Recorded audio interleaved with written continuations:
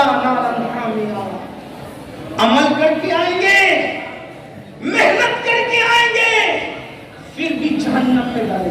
بے عمل نہیں، عمل ہوگا، عمل، محنتیں ہوگی، محنتیں. وجہ ان کے دل صاف نہیں ہوں گے پڑوسیوں کے لیے، بھائیوں کے لیے، بہنوں کے لیے، پھوپھیوں کے لیے، چچا تایوں کے لیے، دوستوں کے لیے، یاروں کے لیے. بلکہ قیامت کی نشانی میں نشانی یہ بھی ہے، ہاتھ ملیں گے، دل نہیں ملیں گے. عید پہ گلے تو ملتے ہو، سینے سے سینہ ملتا ہے، دل کب ملا؟ اور ایک بات آپ کو بتاؤں، حضور نے جنتی ہونے کی نشانی بیان کی. آقا نے فرمایا اے انس، صبح اس حال میں کرنا کہ تیرا دل میں، کہ تیرے دل میں کسی کے لیے کینہ نہ. آقا فرماتا، سن لے حدیث پاک کا مفہوم. کیا فرمایا؟ اے انس، صبح اس حال میں کرنا کہ تیرے دل میں کسی مسلمان کے لیے کینہ نہ ہو. یہ میری سنت ہے، اور جو میری سنت پر عمل کرے گا جنت میں میرے ساتھ جائے گا. سبحان اللہ، سبحان اللہ. اگر حضور کا ساتھ جنت میں چاہتے ہو، دل کو صاف کر لو. اب کہتے ہیں ارے حضرات ہم تو دعا کرتے قبول نہیں ہوتی. سیدنا ابو ہریرہ دمشق گئے، ملک شام. جب دمشق گئے تو لوگوں نے کہا اے صحابی رسول آپ دعا کیجئے. توجہ کرنا، آپ دعا کیجئے. صحابی کی دعا ہم سب کے حق میں قبول ہوگی. حضرت ابو ہریرہ نے فرمایا ایک ہی شرط پہ دعا کروں گا. توجہ ہے نا آپ کی توجہ؟ بہت اچھے سے سن رہے ہو، لیکن مزید توجہ، بہت اہم موڑ پر گفتگو آ رہی ہے. کیا فرمایا؟ ضرور دعا کروں گا، شرط ہے اگر کسی کے اپنے رشتہ دار سے رشتہ ٹوٹا ہوا ہے تو پہلے وہ میری محفل سے باہر نکلے، کیونکہ رشتہ داروں کے لیے کینے والوں کے درمیان میں دعا نہیں کروں گا. کیونکہ میں نے اپنے نبی سے سنا جس محفل میں رشتہ داروں کے لیے کینے والے موجود ہوں، رشتہ توڑنے والے موجود ہوں، رشتے کو منقطع کرنے والے موجود ہوں، اللہ دعا قبول نہیں کرتا.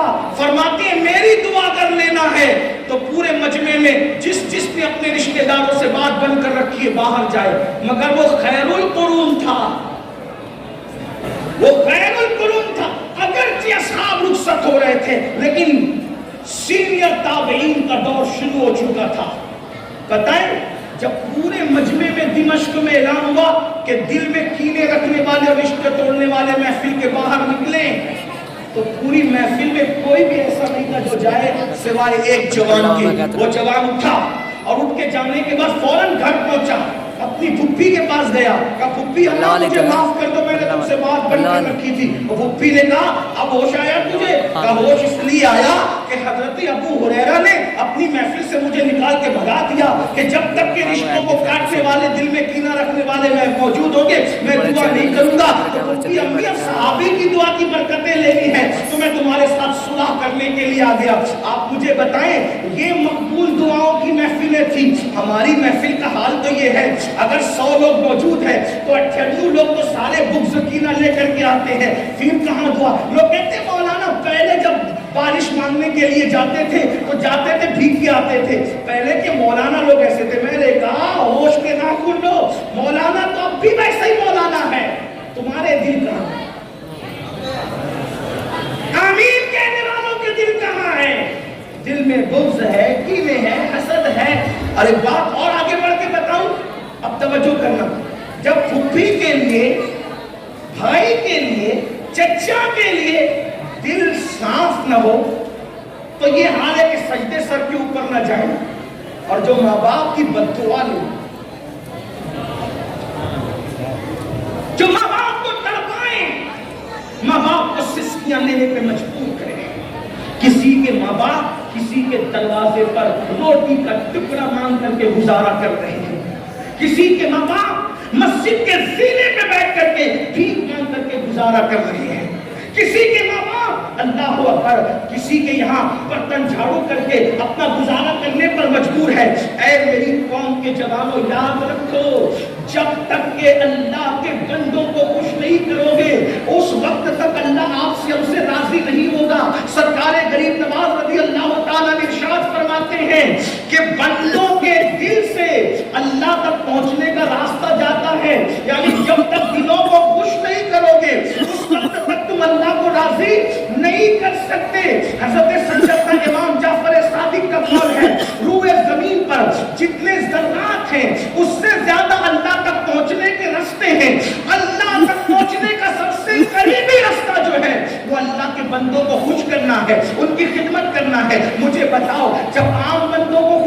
پر, عام بندوں کی خدمت کرنے پر اللہ یہ مرتبے عطا فرماتا ہے. تو وہ لوگ جو اپنے ماں باپ کی دعائیں لیتے ہیں, وہ لوگ جو اپنے ماں باپ کو خوش کرتے ہیں, وہ لوگ جو اپنے ماں باپ کی خدمت کرتے ہیں, بڑی معذرت کے ساتھ کچھ ایک طبقہ نماز کی طرف تو آ گیا, ایک طبقہ داڑھی کی طرف تو آ گیا, ایک طبقہ ٹوپی کی طرف تو آ گیا, لیکن جب ان کی پرسنل لائف میں جھانک کر دیکھو, ان کی نجی زندگی میں دیکھو, تو ان کا سلوک ماں باپ کے ساتھ کچھ اچھا نہیں ہے.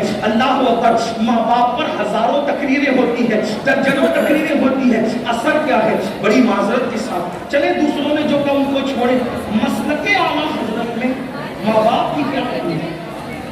تو کیا مسلک کا نعرہ ہے؟ ہم مسلک کا نعرہ, ہمارا حال یہ ہو گیا میٹھا میٹھا ہب ہب, کڑوا کڑوا تھوت. مسلک اعلیٰ حضرت میں جہاں اشداء علی الکفار ہے, وہیں پر رحماء بینہم بھی ہے. ہم نے اشداء علی الکفار کو ہائی لائٹ کیا, کرنا بھی تھا اور ہونا بھی چاہیے, لیکن شاید ہم نے رحماء بینہم کو بلا دیا. اسی لیے جو نرمی ایک دوسرے کے لیے ہونا چاہیے, بعض لوگوں میں, بعض کی بات کرو سب کی نہیں, بعض لوگوں میں کہیں نہ کہیں وہ چیز اٹھ گئی. نعرہ تو لگائے گا جیسے بھی مسلک اعلیٰ زندہ باد, نبی کا دامن نہیں چھوڑے گا بس کا دامن, اور گھر پہ ماں کو ڈانٹ کے آیا ہے, بس کر تجھے کتنا پیسہ دوں دوائی کی. سب ایسے نہیں ہوتے, لیکن میں بات کرتا ہوں جوانوں. امام اہل سنت سیدی اعلیٰ حضرت امام احمد رضا خان محدث بریلوی لکھتے ہیں ماں باپ کا ادب کیا ہے. فرمایا جب اپنے ماں باپ سے گفتگو کرو پہلے ان سے اجازت لو. توجہ کریں, میں سمجھتا ہوں کہ اگر ہاتھ اٹھوا لیے جائیں نا میرے بھائیوں ہاتھ, تو شاید کتنے ہاتھ ہوں گے جو اٹھ سکیں گے. کون لوگ ہیں جو ماں باپ سے اجازت لے کے گفتگو کرتے ہیں؟ پہلی بات تو ماں باپ ترستے ہیں میرے بھائی کہ میرا بیٹا میری اس سے گفتگو تو کر لے. فون پر لگے ہوئے کسی لڑکی سے ناجائز تعلقات بنانے میں, گھنٹوں اس کو پٹا رہے پھسلا رہے, اور ادھر بوڑھی ماں انتظار کر رہی میرا بیٹا مجھ سے بات تو کر لے, مجھ سے میری خیریت تو پوچھ لے. یہ حالات ہیں. بوڑھے ماں باپ سے بات کرنے کو فرصت نہیں, دوستوں کے پاس رات کے 3 بجے تک بیٹھ گئے, انٹرنیٹ لے کر کے رات کے 3-4 بجے تک بیٹھے, ماں باپ سے خیریت پوچھنے کا وقت نہیں. سنو میرے امام لکھنے, امام اہل سنت, کہ جب ماں باپ سے بات کرنا ہو تو اس طریقہ یہ ہے کہ پہلے ان سے اجازت لو, اور اجازت لینے کے بعد بات کا طریقہ کیا ہو, ایک گٹی ایک گٹا ٹوکری ٹوکرا یہ سب نہیں, بلکہ فرماتے ماں باپ سے اجازت لے کر جب ان سے بات کرنے کا وقت آئے تو ایسے بات کرو جیسے غلام اپنے آقا سے بات کرتا ہے. یہ ہمارے یہاں گفتگو کرنے کا انداز ہے. کسی کے پاس دنیا کی ساری نعمتیں ہوں, مال ہو, منال ہو, یہ ہو, اقتدار ہو, سب کچھ ہو, اگر ماں باپ کی رضا اس کے دامن میں نہیں ہے, ماں باپ کی خوشی اس کے دامن میں نہیں ہے, اس سے بڑا ناکام انسان کوئی نہیں. ماں باپ کا دل دکھانے والا ایک دن زوال پذیر ضرور ہوگا, ماں باپ کو تکلیف پہنچانے والا ایک دن ذلت کے گھاٹ ضرور اترے گا, ماں باپ کے دل کو اذیت پہنچانے والا, ماں باپ کی بددعا لینے والا ایک دن برباد ضرور ہوگا. علامہ زمخشری آخری عمر میں لنگڑے ہو گئے تھے, لنگڑے.